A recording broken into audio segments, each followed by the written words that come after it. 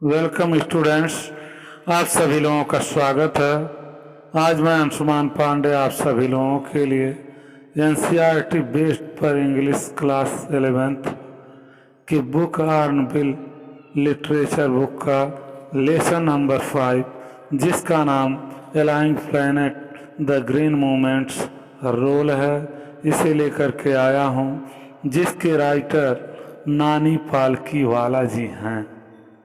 सबसे पहले हम सभी लोग इस लेसन के अर्थ के बारे में समझ लें, फिर उसके बाद हम सभी लोग इस लेसन के टेक्स्ट की एक एक लाइन का हिंदी में अर्थ निकालते हुए आगे बढ़ेंगे, जिससे ये लेसन हम सभी लोगों को अच्छी प्रकार से समझ में आ जाए।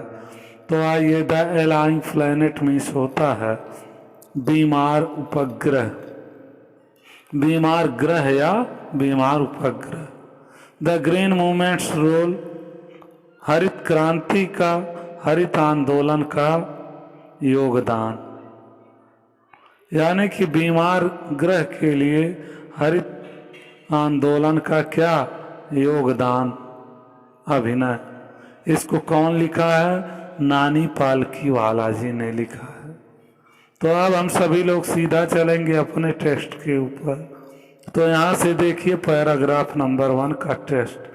One can not recall any moment in world history which has gripped the imagination of the entire human race so completely and so rapidly as the green movement which started nearly 25 years ago।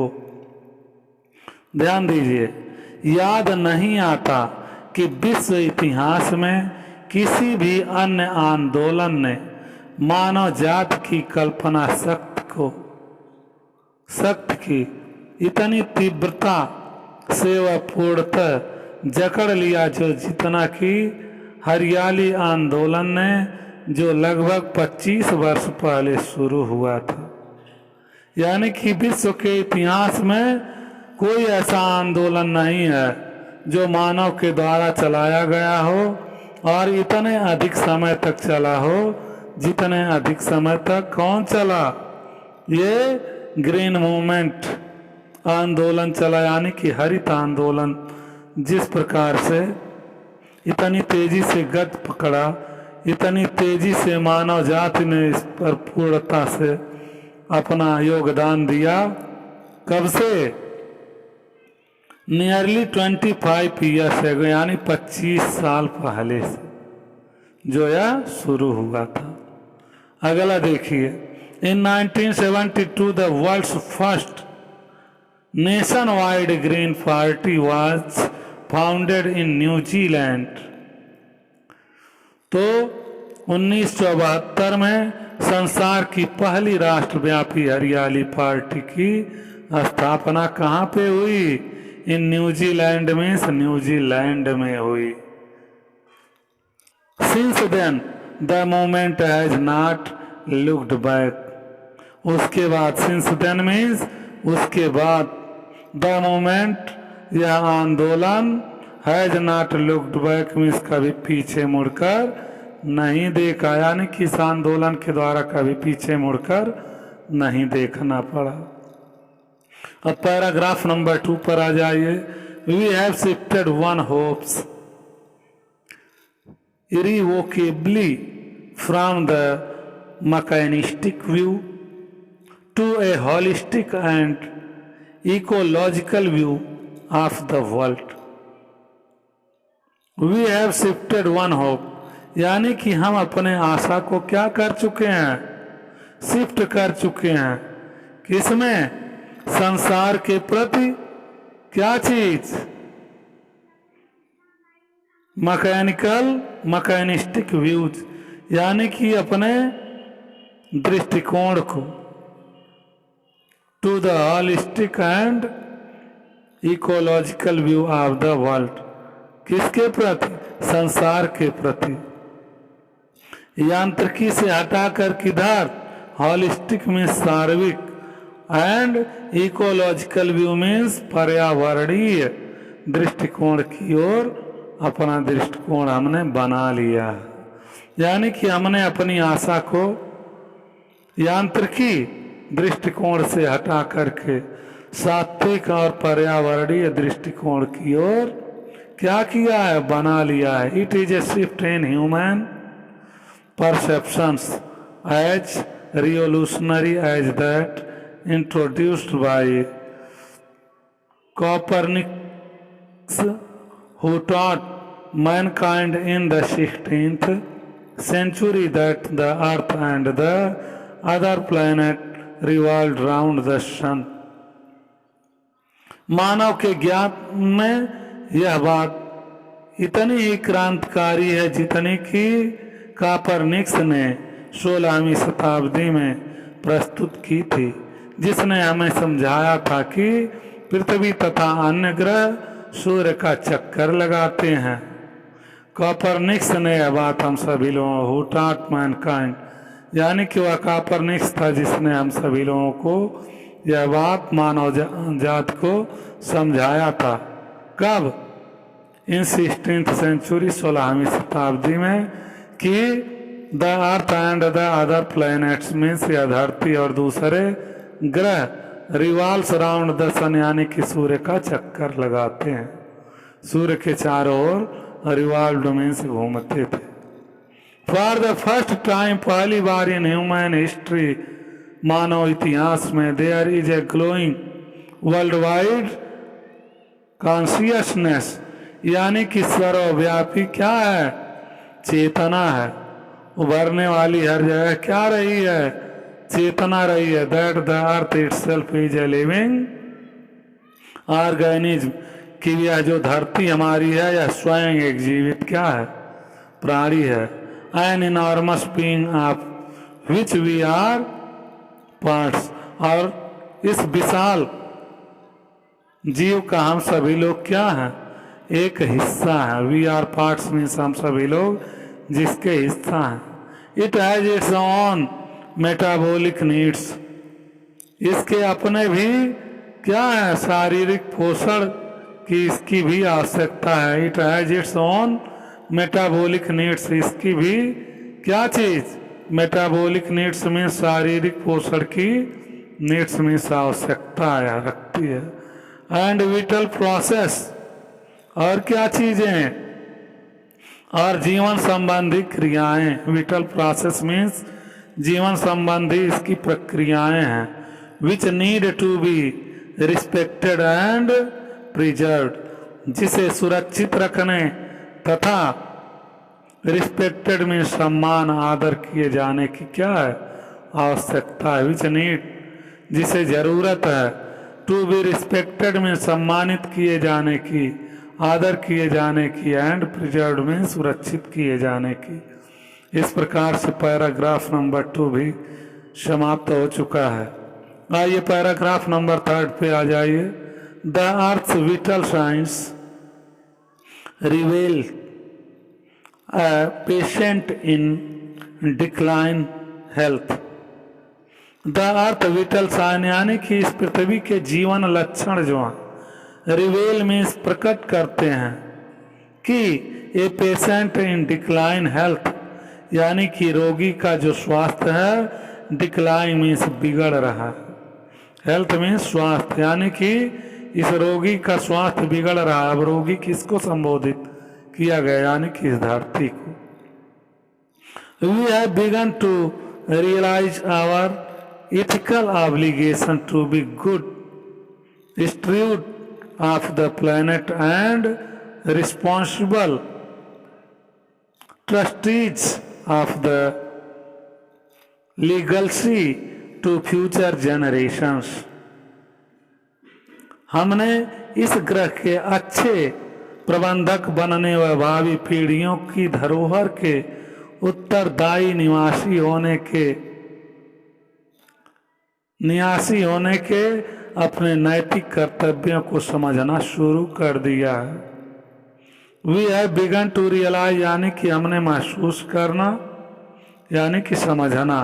Our ethical obligation, किस चीज के लिए, अपने नैतिक कर्तव्यों के लिए, to be good student यानी कि अच्छे, गुड स्टूडेंट ऑफ प्लैनेट यानी कि इस ग्रह के क्या होने के लिए, अच्छे प्रबंधक होने के लिए। स्टूडेंट्स मीन्स प्रबंधक बनने के लिए हमने क्या किया है, यानी कि इस ग्रह का अच्छा प्रबंधक बनने के लिए अपने नैतिक कर्तव्यों को, इस ग्रह के प्रति अपने उत्तरदायित्व को समझने के लिए ट्रस्टीज यानी कि हम लोग क्या हैं इसके, केवल जैसे ट्रस्ट पे लोग रहते हैं, सरकार किसी को ट्रस्ट पे दे देती है, उसी तरह से हम सभी लोग इसके क्या हैं, ट्रस्टी हैं of the legal of future generation. किसके लिए, हमारी आने वाली पीढ़ियों के लिए। हम अपने आने वाली पीढ़ियों का हम सभी लोग क्या हैं, केवल ट्रस्टी हैं। इस ग्रह को हमें उनके लिए अच्छा बना के रखने की हम सभी लोगों की जिम्मेदारी है। हम लोग केवल उसके क्या हैं, प्रबंधक हैं। ये धरती पूरी तरह से हम सभी लोगों की नहीं है। तो इस प्रकार से पैराग्राफ नंबर 3 भी आप सभी लोगों का समाप्त हो चुका है। पैराग्राफ नंबर 4 पर आ जाइए। The concept of sustainable development was popularized in 1987 by the World Commission of Environment and Development.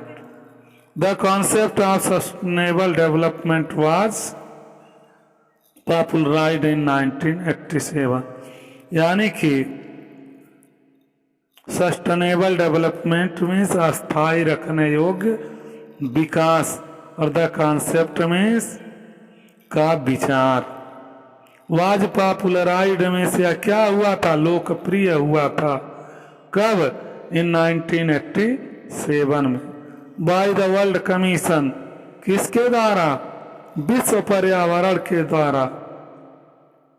On environment and development यानी कि विश्व पर्यावरण तथा विकास आयोग के द्वारा। एनवायरमेंट एंड डेवलपमेंट मीन्स विश्व पर्यावरण यानी कि विश्व पर्यावरण के आयोग के द्वारा, और किसके द्वारा, विकास आयोग के द्वारा। यह 1987 में क्या हुआ था, अस्थायी विकास का विचार लोकप्रिय हुआ था।